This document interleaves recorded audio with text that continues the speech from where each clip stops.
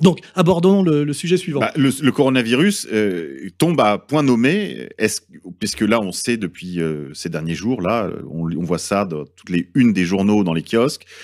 Ce qui a frappé le marché du pétrole a déclenché une sorte de krach financier international. Cependant, avant, on en avait parlé à ce micro avec Yann, directeur de l'antenne de RFM, de la question du repo, donc qui est ce marché interbancaire, c'est un peu compliqué, mais vous pouvez vous référer à ces articles qui sont toujours disponibles sur le site d'Égalité et Réconciliation. La crise était déjà dans les tuyaux et une belle crise. Et maintenant, on va nous expliquer que cette crise est due au ralentissement de l'activité économique en Chine, à un effondrement de l'offre. À cause d'un virus. À cause d'un virus. Et que donc le krach pétrolier serait dû justement à la baisse de la demande chinoise pour la production mondiale, alors qu'en réalité, cette crise était déjà très largement entamée. Est-ce que tout ça ne tombe pas à point nommé, Alain Soral ? J'ai pas les réponses définitives. Je regarde tout ce qui se dit, s'écrit sur le coronavirus heure par heure. C'est très difficile. Déjà, on a au départ, si on met de côté la crise économique, puisqu'en fait, on voit bien que la crise de 2008 n'a pas été résolue structurellement par un assainissement du principe des principes pourris du capitalisme financier, mais par de la réinjection de faux argent. C'est-à-dire on a un tonneau de vin dans lequel on met de l'eau, et on met tellement d'eau dans ce tonneau de vin qu'à la fin, il y a plus de vin dedans, il y a plus que de la flotte. Et ça s'appelle le dollar, quoi. Le dollar qui est dominant, qui domine mondialement l'économie, est une monnaie qui n'est plus adossée à rien, qui ne vaut plus rien, hein, et qui aujourd'hui ne tient que par la menace militaire du complexe militaro-industriel américain. Enfin, tout ça, on a parlé. Je suis pas le seul à l'avoir expliqué. Je crois qu'il y a même un consensus là-dessus. Et on voit que tout le monde annonce depuis des années, enfin les gens sérieux, hein, pas les stipendiés et les abrutis, que la crise de 2008 a été masquée plutôt qu'elle a été résolue et qu'elle va rebondir encore plus grave. Alors on attend le rebond. Alors Jovanovic effectivement nous annonce ce rebond. On sait que le système a quand même des tas de protection, de garde-fous, de machin pour essayer de retarder. Oui, pour prolonger, oui. Pour prolonger, mais il y a quand même un vrai problème structurel où aujourd'hui, on va dire que la finance fonctionne sur la destruction de richesse et pas la création de richesse, et qu'à un moment donné, ça crée des phénomènes de bulles qui sont obligés de péter. Et pour faire reset, la tradition du capitalisme, c'est la crise, et au bout de la crise, c'est la guerre, hein. Donc là, on est passé visiblement à une autre forme de guerre qui est intéressante. On voit bien que dans la guerre traditionnelle, on envoie des bombes et on tue des gens. Pour détruire de la valeur, oui. Pour détruire de la valeur. Mais par contre, on voit bien que c'est très difficile d'attaquer un pays comme la Chine avec sa profondeur stratégique et ses 1,3 milliard d'habitants.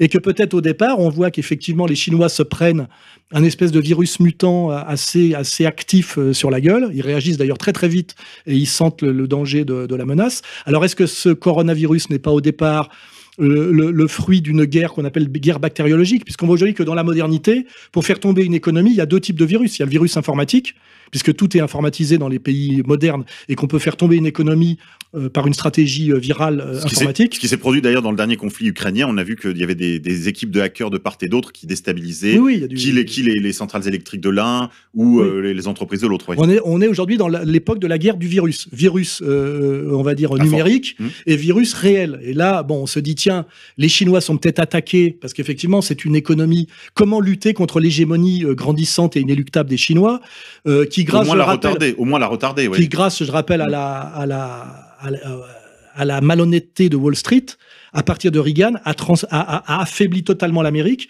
en faisant de la Chine l'usine du monde avec les transferts de technologie.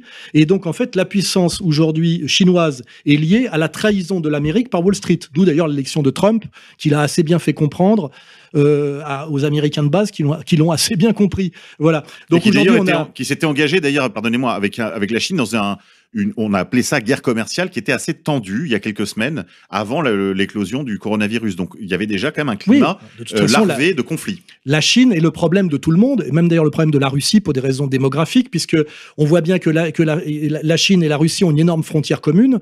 Au nord de cette frontière, il y a un désert. Hein, il y a que 150 millions de Russes. Eux, ils ont perdu pratiquement 35 millions d'âmes grâce au communisme. Hein, c'est-à-dire que ça c'est un constat. On a du mal à à en faire l'économie. Et de l'autre côté, il y a 1,3 milliard d'armes qui poussent.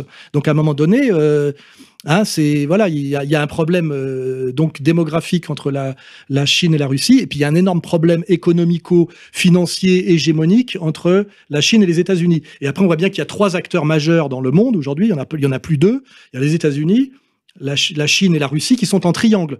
Et d'ailleurs, je crois que le message que Trump avait fait passer, c'est à force de pousser les Russes dans les bras des Chinois, si on a l'économie chinoise plus la technologie militaire russe, on l'a dans le baba. Donc il vaut mieux maintenir ce triangle, c'est-à-dire des alliances à 2 contre 1 dans tous les sens. C'est-à-dire, à mon avis, c'était ça l'intelligence de Trump par rapport à la stratégie de l'équipe d'avant. Enfin bon, là on voit bien que si on veut aujourd'hui faire tomber la puissance chinoise, le seul moyen, c'est sans doute le viral électronique et le viral, je sais pas comment on dit, organique, hein, voilà. Et qu'on est peut-être là-dedans. Alors après, cette première phase, d'accord, mais après, le virus, il passe les frontières. Et là, on a un coronavirus qui est à peu près maintenant partout. Et alors là, ce qui est intéressant, c'est que c'est la gestion politico-médiatique de ce virus. Et la gestion politico-médiatique est aussi une gestion politico-économique. C'est-à-dire que on a fait le choix en Occident de la gestion catastrophique de ce virus. D'ailleurs, on voit qui résiste à cette stratégie catastrophique. Il y a Trump qui dit faut pas s'énerver, c'est pas une raison pour bloquer l'économie sous prétexte qu'il y a une grippe, quelque chose qui est à peu près du niveau d'une grippe saisonnière.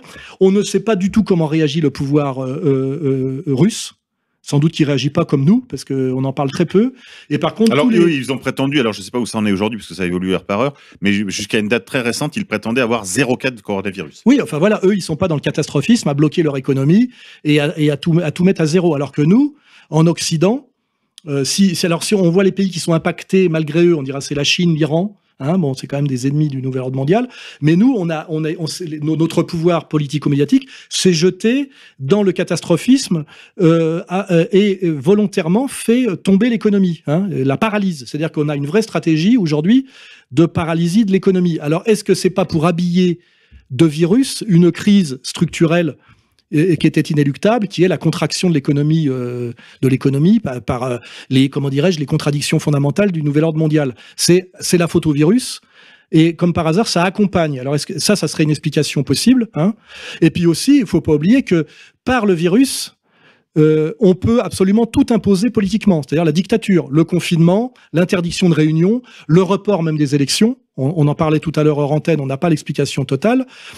Trump, aujourd'hui, dans les élections qui viennent, est le seul qui refuse d'annuler ses meetings, alors qu'en face, ils prétendent déjà presque arrêter la campagne, car je rappelle, ils n'ont que comme candidat à opposer à Trump que Biden, pédophile notoire, il y a toutes les vidéos, qui d'ailleurs a rallié le vote noir, qui veut dire ce que c'est quand on enlève Farrakhan, qui est la dignité sans doute des Noirs américains, ce que c'est que la communauté noire, quand on parlait des golems sous domination, qui va quand même marcher derrière un richissime grand bourgeois wasp pédophile, quoi. Je veux dire, on voit pas très bien où est le challenge, ouais, on voit vraiment ce qu'on appelle de la soumission, quoi. Ça s'appelle la gauche américaine, voilà. Donc la question, c'est si jamais les élections américaines étaient bloquées, reportées par l'interdiction de réunions publiques, etc., donc par l'empêchement de la campagne, qu'est-ce que Trump arrivant en fin de mandat et les élections étant annulées, là c'est une question que je pose, qu'est-ce qui est prévu dans la Constitution américaine? Est-ce que ça sort pas Trump de fait du pouvoir, exactement comme en France, quand il y a une vacance, c'est le président du Sénat qui gère l'intérim? Ça, c'est une vraie question, parce que ce coronavirus peut servir à des tas de choses. À annuler les élections américaines. En France, on voit que la réforme des retraites, qui est une énorme question, puisque c'est faire passer sous contrôle étranger et privé l'immense épargne des Français, qui s'appelle la retraite par... Par répartition. Par répartition et pas par capitalisation. Non, là, ce sera par répartition à points. Ouais, d'abord. Et puis aussi par capitalisation pour compenser la baisse du point. Voilà, exactement. Ça se fait en 2 temps. Mais bien sûr. Et puis selon le niveau social. Il y a celui qui a les moyens de prendre une mutuelle complémentaire. C'est un peu comme progressivement, la sécurité sociale à rembourser de moins en moins certains médicaments. Il y a ceux qui ont les moyens de prendre une mutuelle complémentaire et ceux qui se contentent d'un déremboursement de plus en plus poussé. Voilà, c'est dans la même logique. Ce que je vois, moi, c'est qu'avec le coronavirus, on est passé du passage en force par le 49.3 de cette réforme des retraites, qui est un énorme combat politique. C'est de la thatchérisation de la France. Et avec le coronavirus, déjà, on n'en parle plus et on ne peut plus faire de gilets jaunes. On ne peut plus manifester, on ne peut plus rien faire. Confinement, réquisition. et ça dans tout le monde occidental. Alors vous évoquiez l'éventualité, même demain, pourquoi pas, après l'imposition de cette réforme de la retraite, saisie sur compte. Ça, c'est ce que je vois comme ultime stratégie. C'est que si le nouvel ordre mondial, c'est-à-dire les pays occidentaux qui marchent dans cette logique du nouvel ordre mondial, voient que de toute façon, il faut aller vers un reset de l'économie, c'est-à-dire la bulle ultime qu'il faut accepter quelque part l'effondrement de l'économie complète. À la limite, ils l'activent eux-mêmes, non pas comme crise qu'ils devraient assumer, mais à cause du virus et de tout ce qui implique la lutte contre le virus, qui, je rappelle, fait très peu de morts pour l'instant. C'est ça qui est incroyable. Il a un taux de mortalité, pour être assez précis, de 1 pour 1000.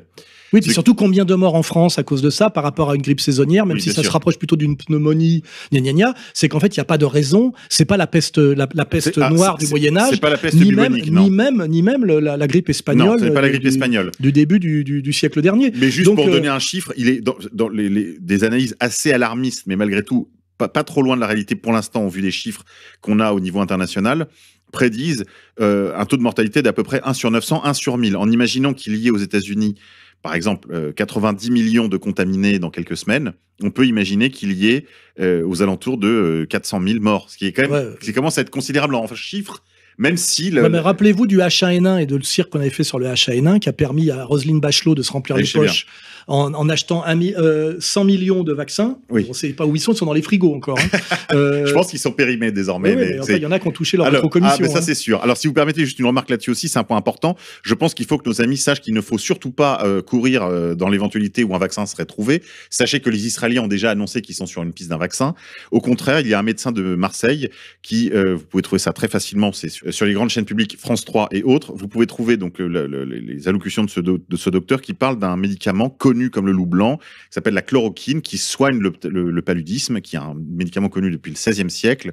Je veux dire, cette molécule active là, c'est une plante qui soigne le palu. Eh bien, ce médicament s'avérait assez efficace sur des cas et a déjà eu des essais cliniques en Chine couronné de succès. Ce docteur est un spécialiste en épidémiologie, il a même été consulté par le gouvernement français. Donc si on relaie ses vidéos sur le site. Hein. Voilà, donc... mais là, c'est pareil, il y a toujours le complexe qu'on appelle complexe pharmaco-chimique, qui voit aussi le moyen de faire un gros coup de pognon, hein, évidemment. On terrorise la population. Alors, ce qui est marrant, c'est qu'en lui disant de ne pas s'affoler, on fait tout pour qu'elle s'affole, parce que là, on montre les gens qui se ruent sur les supermarchés en Allemagne et qui vident en faisant des réserves. Et ça, on sait très bien que c'est une stratégie pour pousser la population à le faire. Hein. C'est toujours comme ça. C'est surtout ne paniquez pas, ne faites pas de réserve, tout va bien. Tout le monde se rue dans les supermarchés. Hein. Donc on voit très bien qu'on est dans une logique pilotée de catastrophisme volontaire, de paralysie de l'économie, puisque là on a le CAC 40, tout qui chute, là, etc. Alors que, à mon avis, ça aurait chuté même sans ça. Et effectivement, au bout du bout, si on fait tomber toute l'économie occidentale, qu'est-ce qui peut se passer, puisqu'il faudra la relever? Hein, eh ben, ça sera capter l'épargne populaire. Je rappelle que ça a déjà eu lieu. Ça a eu lieu dans les années 90 en Argentine, où on a volé toute l'épargne de la classe moyenne argentine. Hein. Les décrets sont déjà prêts pour qu'on puisse saisir les comptes des particuliers dans les banques. Hein. Tout ça est déjà en place au niveau de la loi. Hein. Il y a juste la décision politique. À Chypre, je crois qu'il s'est passé la même chose. Et puis, dans les années 30 aux États-Unis, on a sommé les Américains d'amener sous peine de prison leur or privé afin de reconstituer la réserve de Fort Knox. Donc, oui, c'est un épisode peu connu, mais les Américains n'avaient plus le droit d'avoir que, en gros, une médaille de baptême, une alliance. Oui, quoi. oui, et c'est là-dessus qu'on a fait d'ailleurs des barres qui n'étaient qu'à 16 carats parce que c'était de l'or impur et qui fait que c'était pas échangeable sur le marché. Ce qui n'empêche pas aujourd'hui que, selon les experts, il y a plus d'or dans Fort Knox et que c'est des barres de tungstène. Et quand les Allemands veulent récupérer l'or qu'ils avaient mis en dépôt aux États-Unis, on leur a bien fait comprendre que c'était plus jamais question de récupérer. On est sur de l'or papier, c'est-à-dire que les Américains, le pouvoir américain a volé tout l'or des pays qui ont eu la naïveté de leur confier. Et je rappelle là, à la défense du général de Gaulle, que ça lui a d'ailleurs peut-être coûté en partie sa place, qu'il a exigé, quand il a vu le coup venir, de récupérer l'or français qui était déposé aux États-Unis. Je crois que c'est à la fin des années 60, il l'a obtenu. Hein, et ça, je pense que ça n'est pas sans lien avec mai 68, plus sa réaction par rapport à la bombe atomique israélienne et sa fameuse conférence de presse de novembre 67 sur le peuple sûr de lui-même et dominateur, et sa vision de l'avenir du Moyen-Orient, où il avait d'ailleurs tout annoncé, qui fait que le petit Cohn-Bendit qui est un peu une sorte de branco communautaire, hein, venu de nulle part et incroyablement encore un pédophile, promu et qui est toujours en place. Hein, oui. Dans la contradiction totale, parce que là aussi, ce que je veux dire sur mai 68, moi ce que je reproche comme Cohn-Bendit, c'est pas d'avoir fait mai 68, c'est d'avoir trahi entièrement mai 68, leur mai 68. Ne faites jamais confiance à un mec de plus de 40 ans, il est interdit d'interdire, etc. L'autre aujourd'hui, il est macronien, il a pratiquement validé toutes les guerres impérialistes otanesques. Quand il faisait pas le boulot lui-même, il le faisait faire par le super abruti Romain Goupil, ouais. Guerre du Golfe, etc. Et je rappelle comment Romain Goupil, et même Cohn-Bendit, mais Romain Goupil, c'est le sommet, a réagi à la jacquerie des Gilets jaunes. Hein. Et comment il a réagi. Hein. Il les a traités de beaufs en polaire qui roulent en diesel. C'est pour vous dire que la conscience de classe qu'a ce mec-là, sa vision de ce que c'est que les antagonismes de classe et la lutte des classes, et à quel point ces mecs-là, quand on creuse, sont de gauche. Hein. Enfin, de quelle gauche ils sont? C'est la gauche pédo, quoi. Hein, c'est oui. Avec Cohn-Bendit, c'est clair et net, il reste que ça, hein, de Dany le Rouge. Hein. C'est le rouge, c'est la couleur de l'anus du bébé qu'il était censé garder dans les crèches des Grünen, hein, et qui fait d'ailleurs qu'il s'est barré d'Allemagne et qu'il est revenu en France, et que les scandales de pédophilie des Verts en Allemagne, c'est pratiquement coulé ce mouvement vert issu des années 70. Hein. Ça, c'est bon, voilà, c'est une petite remarque. Petite quenelle en passant. À la marge. Ben oui, mais il faut bien faire le boulot parce qu'on n'est pas beaucoup à le faire. Hein. Cohn-Bendit, il a son rond de serviette partout, personne ne l'emmerde jamais, alors que Matzneff, lui, est obligé de se réfugier en Italie, et même en Italie, il subit des perquisitions. Oui, il y a quelques années, d'ailleurs, même François Bayrou, qui n'est pas exactement un exalté d'extrême droite, l'avait accroché sur un plateau de télé. Et c'est Bayrou qui s'était fait remettre en place. Exactement. Hein. Genre, tu tapes au-dessous de la ceinture. Exactement. C'est-à-dire que quand tu montres ma bite qui est pas orientée où il faut, tu tapes au-dessous de la ceinture. Oui, on peut avoir le droit de temps en temps de taper au-dessous de la ceinture. Il y a pas de problème. Eh ben, mon pote, tu seras jamais président de la République, lui avait-il répondu. Oui. En plus, il le tutoyait. Hein. Là, on voit bien quand même les types qui sont en place pour service rendu sans aucune légitimité. Qui sont quand même des commentateurs autorisés sur tous les sujets, que ce soit football ou écologie. Il avait une émission de radio sur Europe 1. Hein. Et il a même refusé de devenir ministre. Je crois que Macron lui a proposé, et il a compris que c'était pas la peine. C'est plus confortable d'être le donneur de leçons. Parce que je remarque que ces gens-là, si je prends Attali, ne cherchent jamais aucun mandat électif. Ils préfèrent s'abriter derrière des types qu'on envoie d'une certaine manière en première ligne à se prendre les crachats dans la gueule, voire même un jour pire que ça, parce que moi, je peux, comment dirais-je, prophétiser un destin tragique pour Macron. Hein. Il peut très bien un jour se prendre une chevrotine d'un paysan désespéré ou un coup de schlass d'un père qui trouvera qu'il frotte trop les noirs torse nu ou d'un ouvrier au chômage. Voilà, c'est parce qu'il aime bien frotter. Et les autres là ne se frottent pas à la masse. Hein, c'est-à-dire, ils frottent différemment, hein, plus intimement, plus en privé et moins massivement. Mais tout ça, tous ces sujets-là s'interpénètrent. Hein. Donc effectivement, le truc ultime du coronavirus, ça serait de faire tomber l'économie qui doit tomber, de mettre ça sur le dos d'un virus, et derrière, parce qu'il faut relever l'économie qui est tombée, parce que sinon, c'est la misère, de réquisitionner au niveau occidental, hein, toute l'épargne privée afin de relancer l'économie, puisque même avec la réforme des retraites, c'est déjà ça qui était visé. C'était que savoir si cet énorme magot qui est l'épargne des Français dans la logique de la retraite par redistribution, c'est de savoir si ça allait passer en partie chez AXA, en partie dans les fonds de pension et en partie chez BlackRock. Et on voit bien d'ailleurs que ceux qui ont écrit ce projet de modification de loi sont en général des agents stipendiés par ces fonds de pension américains. Oui, on se souvient de l'affaire Delevoye, évidemment. Très lui, c'est AXA. D'ailleurs, c'est lui qui a sauté parce que c'était encore français. Parce que je rappelle que le lobby des assurances français est encore des endroits où on est, avec les armes, on est 3e mondiaux, et dans les assurances, on est 2e mondiaux. Hein. Donc, celui qui saute, c'est le français. C'est pas celui de BlackRock ou celui des fonds de pension américains. Non, lui, il a été décoré de la Légion d'honneur. Oui, c'est ça qui est tragique, c'est que le gauchiste, on lui désigne toujours le salaud de riche à viser, et quand on lui désigne toujours, finalement, le français issu de la moyenne bourgeoisie française. On lui désigne jamais celui qui est au-dessus. Hein. Voilà, c'est toujours pareil, le contre-feu, le sacrifié, etc. Et tous ces sujets se forment une totalité, je veux dire, explicative. Et le but, moi, quand je fais cette espèce de démonstration générale, c'est de donner un peu l'instinct l'instinct aux gens qui nous écoutent d'avoir le nez, tu sais, pour sentir quand ça pue, quand c'est étrange, quand c'est trop. Alors évidemment, nos ennemis appellent ça le complotisme. Et ils ont même créé des sites. Je crois qu'il y a un truc Conspiracy Watch ou je sais pas trop quoi. Il y en a plusieurs même. Et d'ailleurs, on voit bien que les gens qui luttent contre le complotisme font aussi partie de la communauté qui règne selon les principes que j'ai énoncés. Hein. Il y a par exemple Monsieur Reichstadt, que moi j'appelle troisième Reichstadt. Oui, lui, il a des bonnes raisons de lutter contre le complotisme, parce que ce complotisme qui n'est pas si complotiste que ça, parce que je rappelle que le complotisme, c'est un anathème. Hein. Oui, c'est même un mot qui a été forgé par la CIA à un moment donné pour contrer. Oui, c'est un anathème, c'est-à-dire on vous traite de complotiste. Comme on vous traite de fasciste. Il n'y a pas de démonstration. Oui, c'est ça, ouais, oui. Ou antisémite, fasciste, complotiste. Toujours la même chose. Ouais.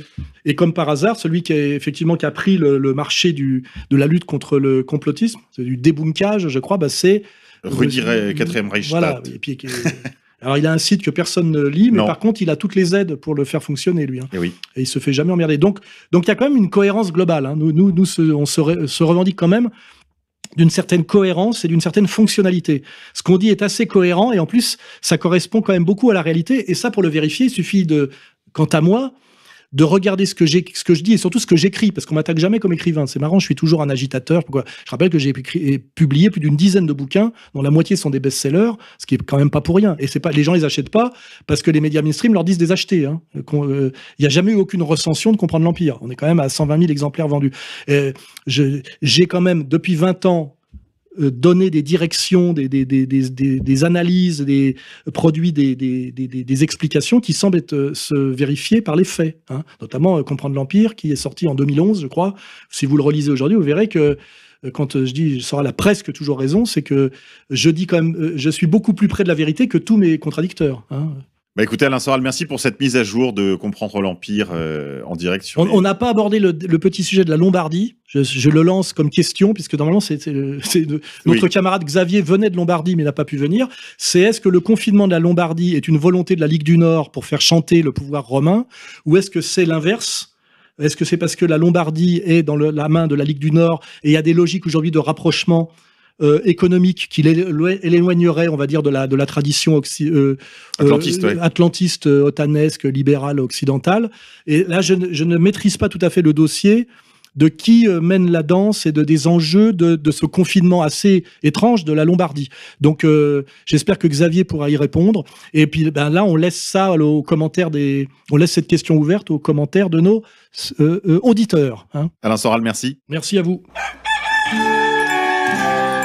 Pourquoi tant de haine ? Comment peut-on accepter La haine intacte. La vengeance et la haine, ce n'est pas acceptable. Je vous demande de vous arrêter. Taisez-vous ! Pourquoi tant de haine ?